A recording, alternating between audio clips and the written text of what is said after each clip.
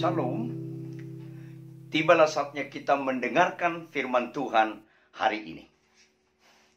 Mari kita bersatu dalam doa. Bapa di surga, tibalah saatnya kami mendengarkan firman Tuhan.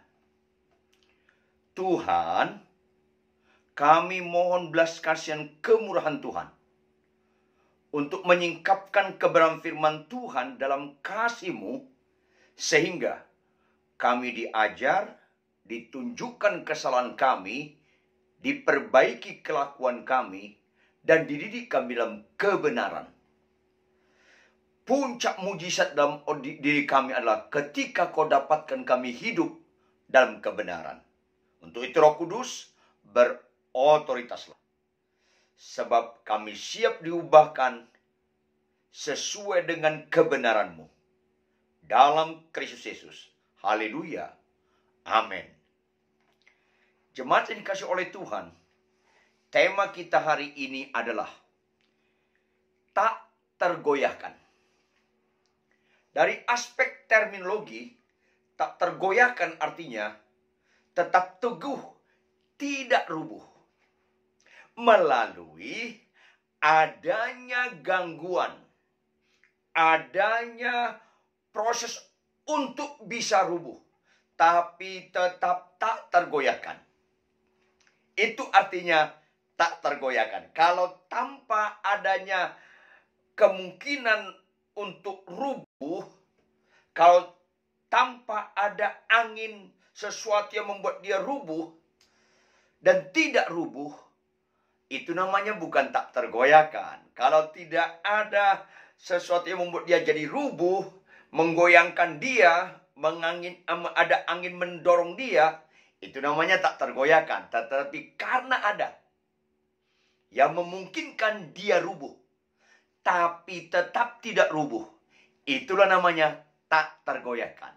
Ini persepsinya supaya kita samakan. Sekali lagi, kalau tidak ada kemungkinan yang membuat dia rubuh, jadi nggak rubuh. Bukan itu konteks tema hari ini. Tetapi karena ada kemungkinan dia rubuh, tetap tidak rubuh. Itu namanya tak tergoyahkan. Kita ambil firman Tuhan dari Lukas 6. Ayat 46 sampai ayat 49. Saya bacakan buat saudara. Dua macam dasar. Mengapa kamu berseru kepadaku, Tuhan, Tuhan, padahal kamu tidak melakukan apa yang aku katakan? Setiap orang yang datang kepadaku dan mendengarkan perkataanku serta melakukannya, aku akan menyatakan kepadamu dengan siapa ia dapat disamakan. Ia sama dengan seorang yang mendirikan rumah. Orang itu menggali dalam-dalam dan meletakkan dasarnya di atas batu. Ketika datang air bah dan banjir melanda rumah itu tidak dapat digoyahkan karena rumah itu kokoh dibangun. Akan tetapi, barang siapa mendengar perkataanku tetapi tidak melakukannya, ia sama dengan seorang yang mendirikan rumah di atas tanah tanpa dasar. Ketika banjir melandanya, rumah itu segera rubuh dan hebatlah kerusakannya. Nah, jemaat yang dikasih oleh Tuhan, konteks kebenaran ini adalah bagian awal-awal Tuhan memuridkan murid-muridnya. Kalau kita paralelkan dengan kitab Matius, ini bagian khotbah di bukit. Dasar pelajaran Kristen. Sebelum lebih jauh murid-muridnya mengikuti Yesus, dasarnya harus kokoh. Ini penting sekali. Tema ini, perikop ini.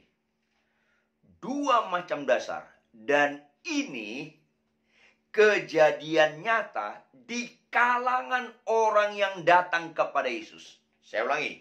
Kejadian nyata di kalangan orang yang datang kepada Yesus. Nah, saudara yang kekasih, diambil ilustrasi tentang rumah. Satu rumah, datang air bah, datang banjir melanda rumah itu. Tetapi rumah itu tidak dapat digoyahkan, karena rumah itu kokoh dibangun. Rumah yang kedua, sama, ketika datang banjir melandanya, rumah itu segera rubuh dan hebatlah kerusakannya. Maka rumah yang pertama, representatif dari tema kita, tak tergoyahkan. Rumah yang kedua, yang harus kita hindarkan, yang menjadi rubuh. Pertama, orang Kristen harus tahu bahwa Tuhan punya rencana menebus setiap manusia. Sampai Yesus anak tunggal Bapa di surga, pribadi yang mulia, mau mengorbankan dirinya pada kita, pasti ada tujuan yang sangat mulia. Oleh karena itu, setiap orang yang datang kepada Tuhan Yesus, seringkali orang gak sadar bahwa kita manusia masih punya konsep nilai, paradigma, mindset menurut si aku. Yang konsep nilainya dangkal dan rapuh. Apa itu? Gampangan. Instan. Mau dinilai manusia, bukan dinilai Tuhan. Akhirnya, apa yang terjadi ayat 46? Mengapa kamu berseru kepadaku Tuhan, Tuhan? Ini representatif. Orang ini datang kepada Tuhan. Jadi ini dua macam dasar dialamatkan kepada orang yang datang kepada Tuhan. Orang gereja, orang Kristen dalam konteks ini. Kalau kita bawa dalam konteks masa kini. Bukan di luar gereja. Karena orang itu teriak Tuhan, Tuhan. Dan diterjemahkan katanya dalam rumah yang kedua ayat 49. Akan tetapi barang siapa mendengar perkataanku. Mendengar, udah datang. Dia dengar perkataan Tuhan. Dia dengar perkataan Tuhan. Tetapi tidak melakukannya. Di sini masalahnya.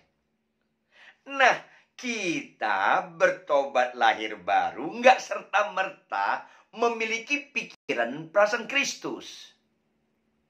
Makanya sama dengan Paulus berkata kepada jemaat Roma, jangan serupa dengan dunia ini. Berubahlah melalui pembaruan budimu. Tanpa pembaruan budi, nggak bisa kita berubah. Termasuk konsep nilai. Maka, banyak orang Kristen, perhatikan baik-baik. Banyak orang Kristen datang ke gereja sudah menganggap rohani. Datang ke gereja sudah menganggap rohani. Bahkan ikut melayani, jadi worship leader, singers, dan mungkin pendoa syafaat, ikut menyembah, bahkan mungkin khotbah.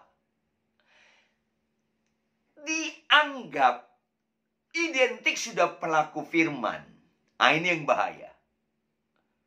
Ahli Taurat orang Farisi, Tuhan katakan dalam Matius 23 kepada murid-muridnya, ahli Taurat orang Farisi sudah mengambil kursi Musa, kedudukan Musa. Maka kata tulis, dengarkanlah dan lakukanlah semua yang diajarkan kepadamu. Dengarkanlah dan lakukanlah semua yang diajarkan kepadamu. Kenapa Tuhan suruh dengarkan dan lakukanlah? Karena ajaran mereka bagus. Dan ahli Taurat orang Farisi menganggap memahami firman Tuhan, menyampaikan firman Tuhan, mengajarkan firman Tuhan, dianggap sudah rohani. Atau dianggap sudah pelaku firman. Tidak. Tidak. Melakukan firman itu menyangkut kelakuan. Makanya Tuhan Yesus katakan, tetapi jangan kau ikuti kelakuan mereka. Karena mereka mengajarkan tapi tidak melakukan.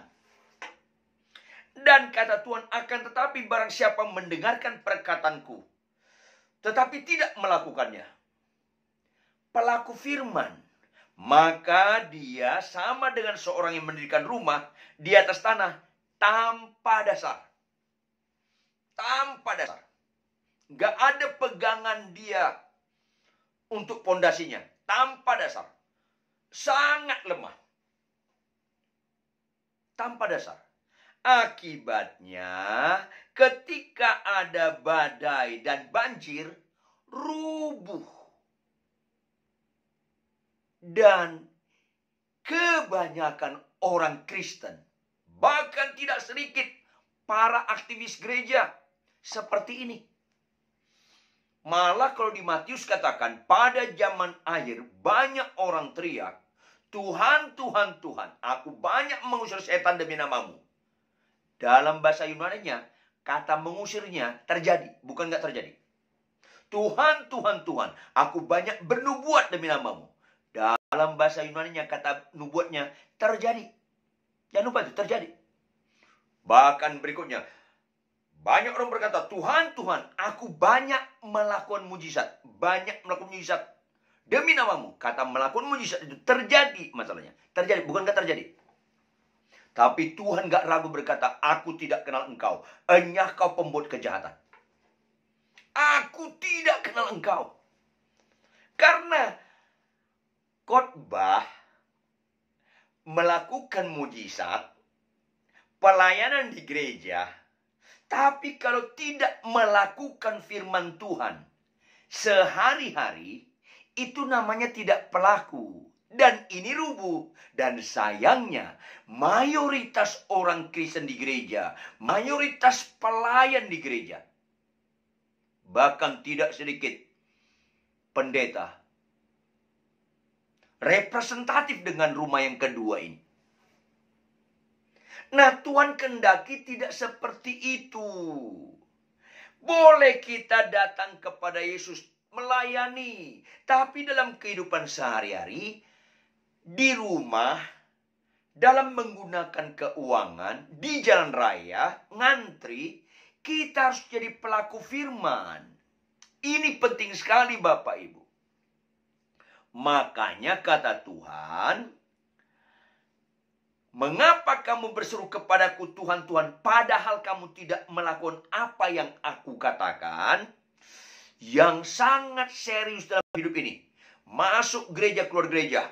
Ikut penyembahan, worship leader, singers, pemain musik. Majelis, pendeta muda, pendeta pembantu, atau pengkhotbah, gembala, pendeta penuh. Tapi tidak melakukan firman. Itu serius. Itu serius.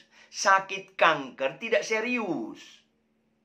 Bahkan kalau kita taat protokol kesehatan, disiplin, kena COVID-19 pun gak serius. Bukan upah COVID-19 maut. Upah dosa. Apa itu dosa? Ketidaktaatan itu maut. Itu serius. Maka ditegaskan Tuhan ayat 47. Setiap orang yang datang kepadaku dan mendengarkan perkataanku serta melakukannya. Pelaku. Ini nilai. Makanya Tuhan berkata orang yang berbahagia adalah orang yang mendengarkan firman Tuhan serta memeliharanya. Apa itu memeliharanya? Merenungkan firman Tuhan siang dan malam serta melakukannya. Ini penting sekali. Nah, Bapak, Ibu, Saudara kekasih, jangan lupa. Kita seringkali menganggap bahwa orang yang berbahagia adalah orang bisa khotbah. Orang bisa mendoakan orang sakit sembuh. Enggak. Tuhan enggak pernah mengalamatkan firman Tuhan tentang kebahagiaan di situ. Tetapi mendengarkan firman Tuhan serta memeliharanya, merenungkannya dan melakukannya. Jadi bisa khotbah, sistematis khotbah bukan ukuran pelaku. Mendoakan orang sakit bukan ukuran pelaku. Mengasihi istri, tunduk pada suami, menghormati orang tua, tekun baca firman Tuhan, rajin membalas kejahatan dengan kebaikan, mengampuni kesalahan orang lain, tidak menyimpan kesalahan pasangan, kesalahan orang lain. Itu pelaku. Di tengah-tengah pandemi COVID-19, ekonomi goyah. Walaupun kita ikut goyah, tapi kita tetap mau berkorban kepada tetangga kiri kanan sanak famili yang sulit makan. Itu pelaku. Kalau saya bisa khotbah, tapi pelitnya auzubillah bin jalik, nggak berani berkorban, itu tidak pelaku. Maka apa yang disamakan Tuhan hal ini? Aku akan menyatakan kepadamu tentang dengan siapa ia dapat samakan. Apa itu? Ia sama dengan seorang yang mendirikan rumah. Caranya apa? Orang itu menggali dalam-dalam. Kalau menggali dalam-dalam, itu perlu kerja keras, Bapak Ibu. Itu memerlukan waktu yang tidak sebentar. Makanya orang yang gak rubuh tidak suka dengan instan. Kalau orang bertobat lahir baru, dimuridkan dia, fokusnya bukan lagi mujizat-mujizat kesembuhan. Bagi orang gak percaya, Tuhan berkata, pergilah beritakanlah Injil. Tanda-tanda ini akan menyertai engkau. Kita mendoakan orang sakit sembuh, orang lain, bukan ke arah kita. Orang lain, supaya orang gak percaya yang mata rohaninya masih buta, mata jasmani yang masih melihat, perlu dia melihat kesembuhan, lumpuh berjalan, membuat dia percaya sebagai jembatan, bukan sebagai tujuan. Tapi bagi orang percaya, fokusnya bukan lagi mujizat-mujizat kesembuhan. Karena buta celik, lumpuh berjalan, kusta sembuh, itu instan, seketika. Tapi kalau kita mau fokus melakukan firman, apa itu pelaku? Fokusnya bukan janji Tuhan. Karena janji Tuhan bukan kita lakukan, kita terima. Fokusnya perintah Tuhan. Yohanes 14 ayat 15. Jikalau kamu mengasihi aku, kamu menuruti segala perintahku. Fokusnya perintah, pelaku. Dan itu tidak bisa instan. Karena pertama, ada dalam diri kita ini melawan untuk berlaku firman. Makanya kita harus sangkal diri.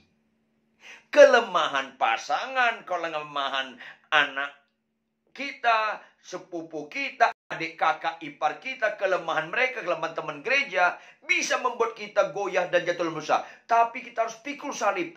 Ini perlu proses yang tidak sebentar. Menggali dalam-dalam. Dan apa berikutnya? Dan meletakkan dasarnya di atas batu. Jadi, kalau zaman dahulu harus dikorek itu pondasi dalam-dalam, ketemu batu, dikorek lagi. Itu proses panjang. Nggak ada dulu proses misalnya dicor beton, semen. Enggak. Itu kalau katanya dalam Matius, dasarnya di batu, diletakkan di batu, dikorek batunya.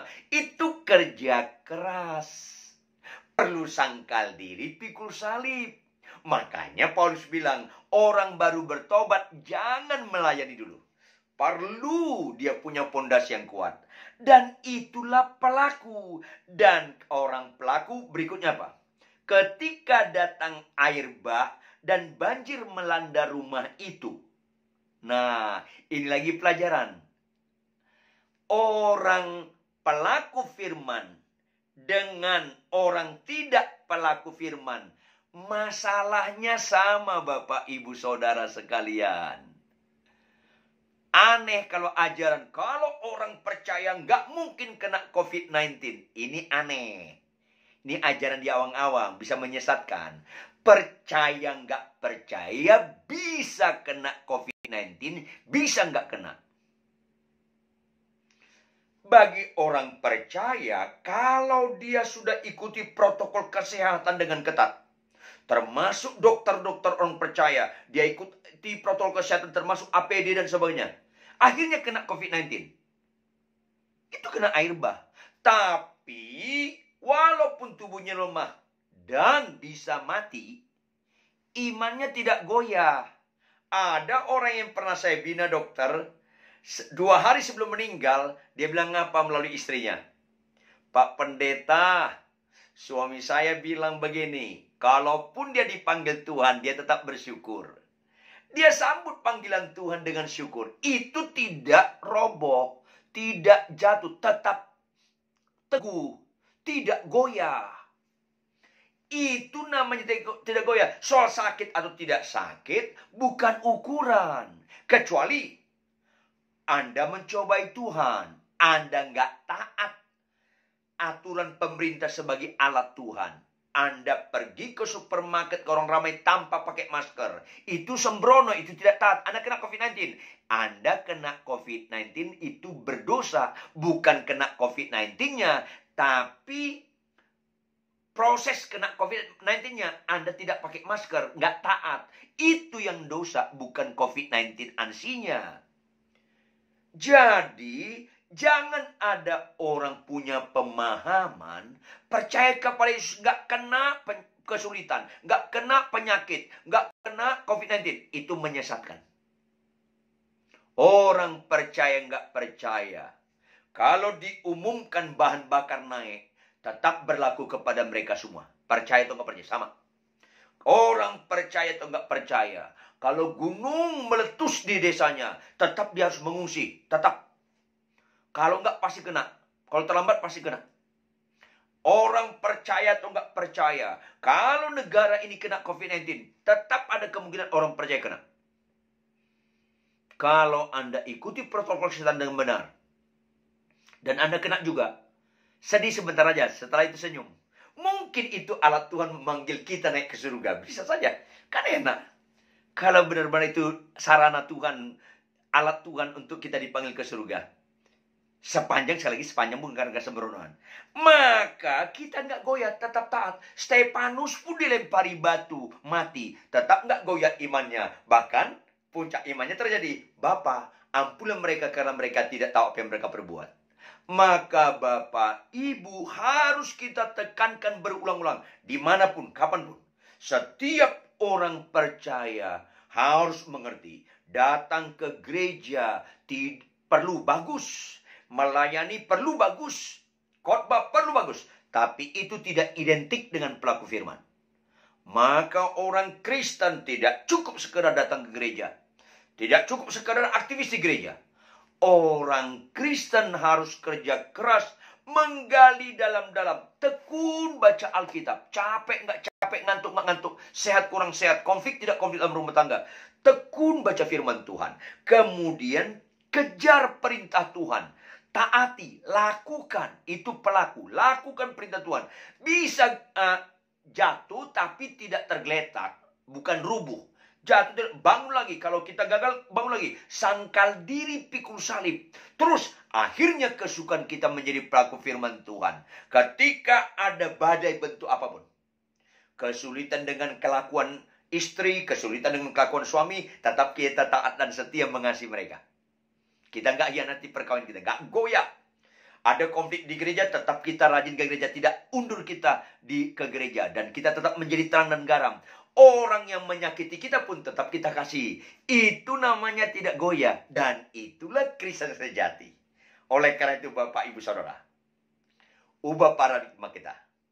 Orang Kristen bukan sekedar pendengar firman. Bukan sekedar aktivis gereja. Orang Kristen semua harus kerja keras. Tekun baca firman Tuhan. Tekun berdoa.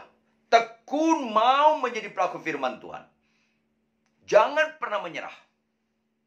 Sehingga itu yang merubah paradigma kita. Tata nilai kita. Mindset kita. Sehingga si aku makin berkurang. Yesus makin bertambah. Menuju kepada bukan berkurang tapi habis. Hidupku bukan aku lagi melainkan Kristus. Kristus gambaran dalam Filipi 2 ayat 5 sampai seterusnya. Yaitu dia taat dan setia sampai mati di kayu salib. Maka marilah kita taat dan setia. Apapun masalah yang Anda hadapi. Pandemi ini selesai tahun ini atau 2 tahun lagi atau 5 tahun lagi. Terserah. Badai apapun yang kita hadapi. Tetap kita dalam pertolongan kasih karunia-Nya. Tetap tunduk kepada kerajaan Allah dan melakukan kebenarannya. Maka Allah Immanuel menyertai kita dan menguatkan kita, memampukan kita setia sampai garis akhir. Tuhan Yesus memberkati. Salam.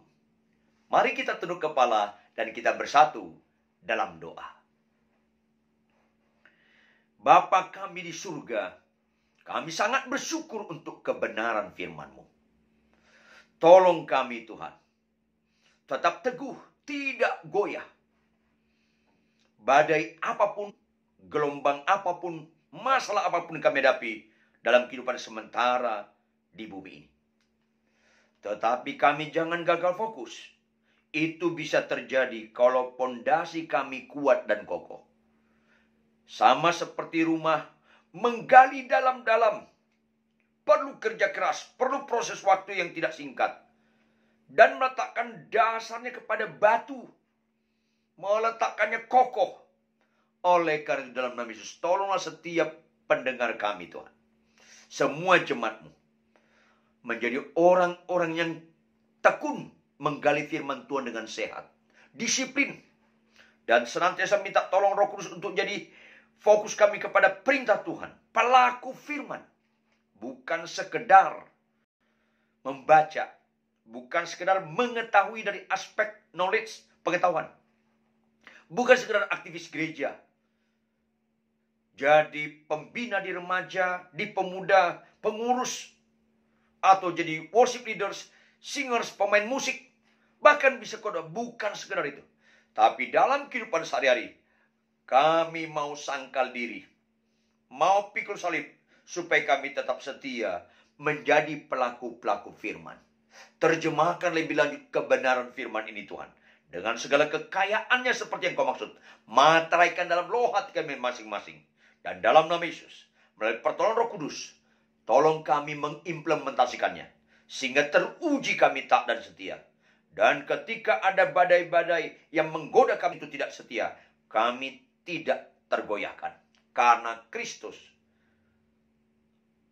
di pihak kami, membela kami, memberikan kekuatan, karena kami tak sepenuhnya menjadi pelaku-pelaku firman Tuhan. Tidak ada yang lebih indah dalam hidup ini selain taat setia menjadi pelaku firman Tuhan sampai garis akhir. Dalam nama Tuhan Yesus Kristus. Haleluya. Amin. Tuhan berkati saudara.